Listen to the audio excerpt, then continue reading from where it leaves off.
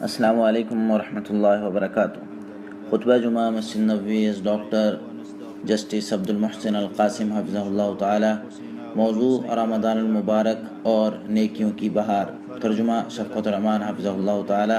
بتاریخ 21 رمضان 1438 16 جون 2017۔ یقیناً تمام تعریفیں اللہ کے لیے ہیں، ہم اس کی تعریف بیان کرتے ہیں، اسی سے مدد کے طلبگار ہیں اور اپنے گناہوں کی بخشش بھی مانگتے ہیں۔ نفسانی و برے اعمال کے شر سے اسی کی پناہ چاہتے ہیں۔ جسے اللہ تعالیٰ ہدایت عنایت کر دے اسے کوئی بھی گمراہ نہیں کر سکتا، اور جسے وہ گمراہ کر دے اس کا کوئی بھی رہنما نہیں بن سکتا۔ میں گواہی دیتا ہوں کہ اللہ کے سوا کوئی معبود برحق نہیں، وہ تنہا ہے، اس کا کوئی شریک نہیں، اور میں یہ بھی گواہی دیتا ہوں کہ محمد صلی اللہ علیہ وسلم اللہ کے بندے اور اس کے رسول ہیں۔ اللہ تعالیٰ آپ پر، آپ کی آل اور صحابہ کرام پر ڈھیروں درود و سلامتی نازل فرمائے۔ حمد و صلاح کے بعد، اللہ کے بندو کما حق ہو، اللہ سے ڈرو اور خلوت و جلوت میں اسی کو اپنا نگہبان سمجھو۔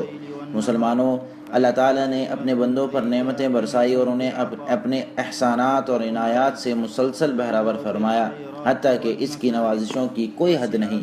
آپ صلی اللہ علیہ وسلم کا فرمان ہے، اللہ تعالیٰ کا ہاتھ بھرا ہوا ہے، اللہ تعالیٰ کے دینے سے اس میں کوئی کمی نہیں آتی، وہ دن رات سخاوت کرنے والا ہے۔ متفق علیہ۔ وہ خیر و بھلائی عطا کرنے والا ہے، تمام مخلوقات پر اس کی فیاضی چھائی ہوئی ہے۔ اللہ تعالیٰ کی طرف سے خیرات اور رزق دائمی طور پر ملتے رہیں گے، کیونکہ اللہ تعالیٰ بندوں کو بنا مانگے بھی عطا فرماتا ہے، بلکہ ان کی سوچ سے بڑھ کر نوازتا ہے۔ آسمان یا زمین میں کوئی بھی اس کی عنایتوں سے بالاتر نہیں ہے۔ حمد اور ذکر پر اللہ تعالیٰ کا سب سے زیادہ حق ہے، پرخلوص محبت اور خالص عبادت اسی کے لائق ہے۔ تمام نعمتوں کی نسبت اللہ کی جانب کرنا اور ان نعمتوں کو اسی کی اطاعت میں صرف کرنا ضروری ہے، اور یہ بھی اللہ تعالیٰ کی عنایت ہے کہ وہ جس سے چاہے اپنے بندوں میں سے معاف فرما دے۔ فرمانے والی تعالیٰ ہے، بے شک اللہ تعالیٰ معاف کرنے والا اور بخشنے والا ہے۔ سورۃ الحج آیت 60۔ تو اللہ تعالیٰ اپنے بندوں کے بہت سے گناہوں پر سزا نہ دے کر معاف بھی کر دیتا ہے۔ فرمانے والی تعالیٰ ہے، وہی ہے جو اپنے بندوں کی توبہ قبول فرماتا ہے اور بہت سی خطاؤں کو معاف کر دیتا ہے، اور وہ تمہارے سب اعمال جانتا ہے۔ سورہ شورى آیت 25۔ اللہ تعالیٰ معاف کرنے والا ہے اور اسے مخلوق کی جانب سے حصول معافی کے لیے استغفار، توبہ، رجوع الی اللہ اور اعمال صالحہ کی صورت میں کوششیں بھی پسند ہیں۔ رمضان میں اللہ تعالیٰ کی کرم نوازی اور معافی واضح طور پر نظر آتی ہے۔ رمضان میں اعمال کا اجر بڑھ جاتا ہے اور گناہ معاف ہو جاتے ہیں۔ یہ مہینہ روزے رکھنے، قرآن پڑھنے، نیکی اور بھلائی کرنے کا مہینہ ہے۔ اس مہینے میں اللہ تعالیٰ کے ساتھ تجارت بڑھ جاتی ہے۔ ابن جوزی رحمۃ اللہ علیہ کہتے ہیں، فضیلت والے وقت کی وجہ سے نیکی کا ثواب بھی اس طرح بڑھ جاتا ہے جیسے حاضر قلبی اور اخلاص سے بڑھتا ہے۔ ماہ رمضان میں قیام اللیل کی شان ہی کچھ الگ ہے۔ اس کے متعلق رسول اللہ صلی اللہ علیہ وسلم کا فرمان ہے، اور جو شخص رمضان میں ایمان کے ساتھ ثواب کی امید کرتے ہوئے قیام کرے تو اس کے گزشتہ گناہ معاف کر دیے جاتے ہیں۔ متفق علیہ۔ رات کو قیام کی پابندی کرنے والا شخص سلامتی کے ساتھ جنت کا مستحق بن جاتا ہے۔ آپ صلی اللہ علیہ وسلم کا فرمان ہے، لوگو سلام عام کرو، کھانا کھلاؤ، صلہ رحمی کرو، اور رات کو جب لوگ سوئے ہوئے ہوں تو قیام کرو، تم جنت میں سلامتی کے ساتھ داخل ہو جاؤ گے۔ احمد۔ صدقہ انسان کے ایمان کی علامت اور دلیل ہے، بلکہ قیامت کے دن انسان اپنے صدقے کے سائے تلے ہوگا۔ نیز راہ الہی میں خرچ کرنے والے شخص سے عزت اور مغفرت کا وعدہ کیا گیا ہے۔ فرمانے والی تعالیٰ ہے، اور جو کچھ بھی تم راہ الہی میں خرچ کرو یا کوئی نظر مانو تو اللہ تعالیٰ اسے جانتا ہے۔ سورہ بقرہ آیت 270۔ صدقے کا اجر فضیلت والے ایام میں مزید زیادہ ہو جاتا ہے، اور آپ صلی اللہ علیہ وسلم کی حالت ہوتی تھی کہ آپ لوگوں میں سب سے سخی تھے، لیکن رمضان میں آپ کی سخاوت اور زیادہ بڑھ جاتی تھی۔ متفق علیہ۔ اسی طرح رمضان میں عمرے کا ثواب بھی بہت عظیم ملتا ہے، چنانچہ آپ صلی اللہ علیہ وسلم نے فرمایا، رمضان میں عمرہ حج کے برابر ہے۔ متفق علیہ۔ دعا خوب کرو، اور دعا خود عبادت ہے اور عبادت کا مغز بھی ہے۔ دعا کے ذریعے خوشحالی مانگی جاتی ہے اور مشکل کشائی کا مطالبہ ہوتا ہے۔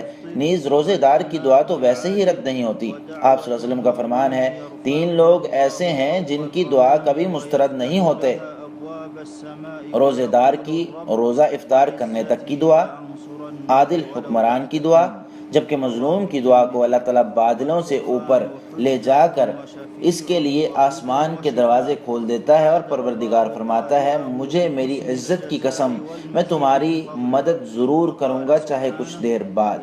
ترمذی۔ قرآن کریم حجت، شافع، ہادی اور باعث شفا ہے۔ اللہ تعالیٰ نے قرآن کی تلاوت کرنے والوں کے ساتھ بہترین بدلے اور اپنے فضل میں سے مزید دینے کا وعدہ فرمایا ہوا ہے۔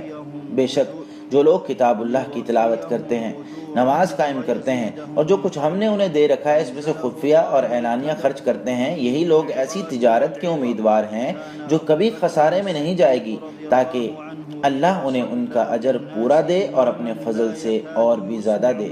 سورہ فاطر آیت 29-30۔ اللہ تعالیٰ نے قرآن مجید کو تدبر اور غور و فکر کے لیے نازل فرمایا۔ قرآن کریم میں واضح و نصیحت ہے۔ یہی وجہ ہے کہ سیدنا ابو بکر رضی اللہ تعالیٰ عنہ جس وقت نماز کی امامت کرواتے تو خشیت الہی کی وجہ سے آواز اتنی دب جاتی اور پیچھے کھڑے لوگوں کو آپ کی آواز سنائی نہ دیتی۔ بڑھ چڑھ کر نیکیاں کرنے والوں کے لیے ماہ رمضان وسیع تر میدان ہے۔ اس دوران نیکی اور صلہ رحمی بڑھ جاتی ہے، تزکیہ نفس ہوتا ہے اور اخلاقی اقدار بلند ہوتے ہیں۔ لوگ ایک دوسرے کے قریب تر ہو جاتے ہیں، سب ایک دوسرے کے ساتھ شفقت سے پیش آتے ہیں۔ اس بابرکت مہینے کے دنوں نے کوچ کا نکارہ بجا دیا ہے۔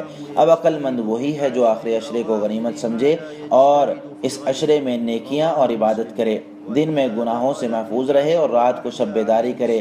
اس کے لیے نبی صلی اللہ علیہ وسلم بہترین اسوہ اور نمونہ ہیں۔ آپ صلی اللہ علیہ وسلم اس عشرے میں دیگر ایام سے بڑھ کر عبادت فرماتے تھے۔ مسلم۔ اسی طرح جب آخری عشرہ شروع ہو جاتا تو آپ صلی اللہ علیہ وسلم شب بیداری فرماتے، اپنے اہل خانہ کو جگاتے اور کمر کس لینے کے بعد خوب عبادت فرماتے تھے۔ متفق علیہ۔ باقی ماندہ ان بابرکت راتوں میں کثرت سے ذکر الہی اور تلاوت قرآن مستحب عمل ہے۔ چنانچہ ابن رجب رحمۃ اللہ علیہ کہتے ہیں رمضان جیسے افضل اوقات بلکہ رمضان کی وہ راتیں جن میں لیلۃ القدر تلاش کی جاتی ہے، ان اوقات کو غنیمت سمجھتے ہوئے تلاوت قرآن کرنا مستحب عمل ہے۔ مسلمان کو اس رات میں مفید اور جامع ترین دعا کا خصوصی اہتمام کرنا چاہیے۔ چنانچہ سیدہ عائشہ صدیقہ رضی اللہ تعالیٰ عنہ کہتی ہیں اللہ کے رسول اگر میں لیلۃ القدر پا لوں تو اس رات میں کیا کہوں؟ تو آپ صلی اللہ علیہ وسلم نے فرمایا تم کہو اللہم انک عفو تحب العفو فاعف عنی، یا اللہ بے شک تو معاف کرنے والا ہے، معافی پسند بھی کرتا ہے، مجھے تو معاف فرما دے۔ احمد۔ اعتکاف درجات کی بلندی اور گناہوں کی معافی کا بہترین ذریعہ ہے۔ آپ صلی اللہ علیہ وسلم رمضان کے آخری عشرے میں اعتکاف بیٹھتے رہے، یہاں تک کہ اللہ تعالیٰ نے آپ کو اپنے پاس بلا لیا، پھر آپ کے بعد آپ کی ازواج مطہرات نے بھی اعتکاف کیا۔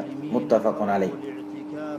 امام زہری رحمۃ اللہ علیہ کہتے ہیں مسلمانوں پر تعجب ہے کہ انہوں نے اعتکاف کرنا ہی چھوڑ دیا، حالانکہ نبی صلی اللہ علیہ وسلم جب سے مدینہ آئے اس وقت سے کبھی بھی اعتکاف ترک نہیں کیا، یہاں تک کہ اللہ تعالیٰ نے آپ کی روح قبض فرما لی۔ اعتکاف بیٹھنے والے افراد کو چاہیے کہ عبادت کے لیے یکسو ہو جائیں اور اپنے بنیادی ہدف کو سامنے رکھیں، اس کے علاوہ دیگر فضول باتیں اور سونا ترک کر دیں، نیز مسجد سے باہر انتہائی شدید ضرورت کی بنا پر ہی جائیں۔ ابن قیم رحمہ اللہ کہتے ہیں اعتکاف کا مقصد اور اس کی اصل روح یہ ہے کہ دل کو صرف اللہ تعالیٰ کی جانب متوجہ کر دیں، دل کا تعلق صرف اللہ تعالیٰ کے ساتھ باقی رہے، دیگر مصروفیات سے کٹ کر صرف ایک اللہ سے لو لگا لیں کہ صرف ذکر الہی اور حب الہی سوائے قلب اور دل کی دھڑکن میں سما جائے۔ مسلمان آخری عشرے میں لیلۃ القدر تلاش کرتے ہیں کیونکہ آپ صلی اللہ علیہ وسلم کا فرمان ہے رمضان کے آخری عشرے میں لیلۃ القدر تلاش کرو۔ متفق علیہ۔ لیلۃ القدر ایک عظیم رات ہے۔ اس رات کی عظمت اور شان کے بارے میں اللہ تعالیٰ نے مکمل ایک سورت نازل کی اور فرمایا وما ادراک ما لیلۃ القدر، اور آپ کو کیا معلوم لیلۃ القدر کی شان کیا ہے۔ سورۃ القدر آیت 2۔ اللہ تعالیٰ نے اس رات کو بابرکت اور خیر کثیر کی حامل رات قرار دیا اور فرمایا بے شک ہم نے اسے بابرکت رات میں نازل کیا۔ سورۃ الدخان آیت 3۔ اس رات کی برکت میں یہ بھی شامل ہے کہ اس میں قرآن مجید نازل ہوا۔ اللہ تعالیٰ کا فرمان ہے بے شک ہم نے اسے لیلۃ القدر میں نازل کیا۔ سورۃ القدر آیت 1۔ اس رات میں فرشتے زمین پر نازل ہوتے ہیں، فرشتے اور روح یعنی جبریل علیہ السلام اس رات میں اپنے پروردگار کے حکم سے تمام امور لے کر اترتے ہیں۔ سورۃ القدر آیت 4۔ ابن کثیر رحمہ اللہ کہتے ہیں اس رات کی برکت کی وجہ سے اس رات میں فرشتوں کا نزول کثرت سے ہوتا ہے۔ برکت اور رحمت کے نزول کے ساتھ فرشتوں کا نزول ایسے ہی ہوتا ہے جیسے کہ تلاوت قرآن کے وقت فرشتے اترتے ہیں، جیسے ذکر الہی کے حلقوں کو گھیر لینے میں فرشتے اترتے ہیں، اور جیسے سچے طالب علم کی عزت افزائی کے لیے اس کے قدموں تلے اپنے پر بچھانے کے لیے فرشتے آتے ہیں۔ یہ رات سلامتی، امن اور اطمینان والی ہوتی ہے۔ طلوع فجر تک یہ رات سلامتی والی ہے۔ سورۃ القدر آیت 5، یعنی ہر قسم کے شر سے پاک ہوتی ہے۔ اس رات کو عبادت کے ذریعے شب بیداری بہت بڑی سعادت ہے۔ فرمانے والی تعالیٰ ہے لیلۃ القدر 1000 ماہ سے بھی بہتر ہے۔ سورۃ القدر آیت 3۔ اسی رات میں پورے سال کے صحیح تخمینے لگائے جاتے ہیں۔ فرمانے والی تعالیٰ ہے اس رات میں ہر حکمت برے معاملے کا فیصلہ کیا جاتا ہے، یہ ہماری طرف سے حکم ہوتا ہے۔ سورۃ دخان آیت 4 تا 5۔ ان تمام تر تفصیلات کے بعد مسلمانوں اعمال کا دار و مدار ان کے انجام پر ہوتا ہے، لہذا کسی بھی کام میں ابتدائی کمی کوتاہی معتبر نہیں ہوتی بلکہ کامل اختتام معتبر ہوتا ہے۔ لہذا اگر کوئی شخص گزشتہ دنوں میں کوتاہی کا شکار رہا تو بقیہ دنوں میں کوتاہی سے توبہ کر لے، کیونکہ توبہ کا دروازہ کھلا ہے۔ اللہ تعالیٰ کی طرف سے نوازشیں جاری و ساری ہیں اور تقوی الہی اپنانے والے کے لیے اللہ راستہ بنا دیتا ہے۔ سورۃ الطلاق آیت 2۔ اے ایمان والو، اگر تم اللہ سے ڈرتے رہو تو اللہ تمہیں قوت تمیز عطا کرے گا، تم سے تمہاری برائیاں دور کر دے گا اور تمہیں بخش دے گا، اور وہ اللہ بڑا ہی فضل والا۔ سورۃ الانفال آیت 29۔ اللہ تعالیٰ میرے اور آپ سب کے لیے قرآن مجید کو خیر و برکت والا بنائے، مجھے اور آپ سب کو ذکر حکیم کی آیات سے مستفید ہونے کی توفیق دے۔ میں اپنی بات کو اسی پر ختم کرتے ہوئے اللہ تعالیٰ سے اپنے اور تمام مسلمانوں کے گناہوں کی بخشش چاہتا ہوں۔ تم بھی اسی سے اپنے گناہوں کی بخشش مانگو، بے شک وہی بخشنے والا اور نہایت رحم کرنے والا ہے۔ دوسرا خطبہ۔ تمام تعریفیں اللہ کے لیے ہیں کہ اس نے ہم پر احسان کیا، اسی کے شکر گزار بھی ہیں کہ اس نے ہمیں نیکی کی توفیق دی۔ میں اس کی عظمت اور شان کا اقرار کرتے ہوئے گواہی دیتا ہوں کہ اللہ کے علاوہ کوئی برحق نہیں، وہ یکتا اور اکیلا ہے۔ میں یہ بھی گواہی دیتا ہوں کہ محمد صلی اللہ علیہ وسلم اللہ کے بندے اور اس کے رسول ہیں۔ اللہ تعالیٰ ان پر، ان کی آل اور صحابہ کرام پر ڈھیروں رحمتیں سلامتی نازل فرمائے۔ مسلمانوں، دنیا لمحوں اور دنوں کا نام ہے، یہی لمحے اور دن کتاب زندگی کے صفحات ہیں، اور انسانی کارکردگی ہی اصل انسانی زندگی ہے۔ لہٰذا سعادت مند وہی ہے جو اپنی زندگی کو حسن کارکردگی سے بھرپور رکھے، کامیاب وہی ہے جو اپنے لمحات کو بھلائی کے لیے غنیمت جانے اور ایک لمحہ بھی ضائع نہ کرے، اور وہ شخص خسارے میں ہے جو اپنے معاملات میں سستی کا مظاہرہ کرے، جس کا دل غافل ہو اور اپنی خواہشات کے پیچھے چلے۔ رمضان کی خیر و برکت سے محروم شخص ہی حقیقی محروم ہے، اور بدبخت وہی ہے جو ماہ رمضان آنے کے بعد بھی بدبخت رہ جائے۔ فرمانے باری آپ صلی اللہ علیہ وسلم کا فرمان ہے، اس شخص کا ستیہ ناس ہو جسے ماہ رمضان ملے اور اس کی بخشش سے پہلے رمضان چلا جائے۔ ترمذی۔ یہ بات جان لو کہ اللہ تعالیٰ نے تمہیں اپنے نبی پر درود و سلام پڑھنے کا حکم دیا ہے، اور فرمایا اللہ اور اس کے فرشتے نبی پر درود بھیجتے ہیں، اے ایمان والو تم بھی ان پر درود و سلام بھیجا کرو۔ سورۃ الاحزاب آیت 56۔ اللہم صلی وسلم وبارک علی نبینا محمد۔ یا اللہ حق اور انصاف کے ساتھ فیصلہ کرنے والے خلفائے راشدین ابو بکر، عمر، عثمان، علی سمیت بقیہ تمام صحابہ کرام سے راضی ہو جا۔ یا اللہ اپنے رحم و کرم اور جود و سخا کے صدقے ہم سے بھی راضی ہو جائے، اکرم الاکرمین۔ یا اللہ اسلام اور مسلمانوں کو غلبہ عطا فرما، شرک اور مشرکوں کو ذلیل فرما۔ یا اللہ دین کے دشمنوں کو نیست و نابود فرما۔ یا اللہ اس ملک کو اور تمام مسلمانوں کے ممالک کو خوشحال اور امن کا گہوارہ بنا دے۔ یا اللہ ہمارے روزے اور قیام قبول فرما۔ یا اللہ اپنی رحمت کے صدقے ہمیں ان لوگوں میں شامل فرما جنہیں تو جہنم سے آزاد فرمائے گا، یا ارحم الراحمین۔ یا اللہ مسلمان مرد و خواتین کی بخشش فرما، اعتکاف بیٹھنے والے مرد و زن کی بخشش فرما، نیز ہمیں اور اعتکاف بیٹھنے والوں کو تمام خیر و بھلائی کے کام کرنے کی توفیق عطا فرما۔ یا اللہ ہمیں دنیا اور آخرت میں بھلائی عطا فرما اور ہمیں جہنم کی آگ سے محفوظ فرما۔ یا اللہ تجھے تیری عزت کا واسطہ، یا اللہ پوری دنیا میں مسلمانوں کے حالات سنوار دے۔ یا اللہ مسلمانوں کے علاقوں کو امن و امان والا اور خوشحال بنا دے، یا ذی الجلال والاکرام۔ یا اللہ ہمارے حکمران کو تیری رہنمائی کے مطابق توفیق دے اور ان کے سارے اعمال اپنی رضا کے لیے مختص فرما۔ یا اللہ تمام مسلم حکمرانوں کو تیری کتاب پر عمل کرنے اور نفاذ شریعت کی توفیق عطا فرمائے یا رب العالمین۔ اللہ کے بندو، اللہ تعالیٰ تمہیں عادل، احسان اور قرابت داروں کو دینے کا حکم دیتا ہے اور بے حیائی، برے کام اور سرکشی سے منع کرتا ہے۔ وہ تمہیں واعظ کرتا ہے تاکہ تم نصیحت پکڑو۔ سورۃ النحل آیت 90۔ تم عظیم و جلیل اللہ کا ذکر کرو، وہ تمہیں یاد رکھے گا۔ اللہ تعالیٰ کی نعمتوں کا شکر ادا کرو، وہ تمہیں اور زیادہ دے گا۔ یقیناً اللہ کا ذکر بہت بڑی عبادت ہے اور جو بھی تم کرتے ہو اللہ تعالیٰ اسے جانتا ہے۔